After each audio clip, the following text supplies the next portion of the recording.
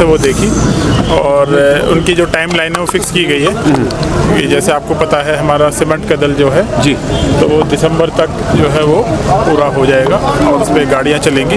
आपको पता है उस समय सर्दियाँ होंगी तो मैक्डमाइजेशन उसमें नहीं हो पाएगा, बट फिर भी लोकल ट्रैफिक के लिए उसको खोला जाएगा, ऐसा पीडब्ल्यूडी ने हमें आश्वस्त किया है। बाकी रिवर फ्रंट और लाल चौक तो बिल्कुल सर, हमने देखा कि कुछ प्रोजेक्ट जो है जो ऑन टाइम इनॉग्रेट होने थे नहीं हो पाए, अब उस पर देरी क्यों आखिरकार? ऐसा कौन सा प्रोजेक्ट? जैसे कमरवारी ब्रिज की मैं बात करूंगा, नूरबाग कमरवारी, लास्ट टाइम खबर आ रही थी कि बहुत जल्दी इनॉग्रेट हो जाएगा। ये जो सीमेंट कदल की बात कर रहे हैं आप जी, तो सीमेंट कदल का तो आपको पता है 2011 से जो चल रहा है जी, तो उसको तो अभी उस पर तेजी आई है, इसलिए माननीय जी साहब ने भी उस पर विजिट किया है ताकि वो टाइमली।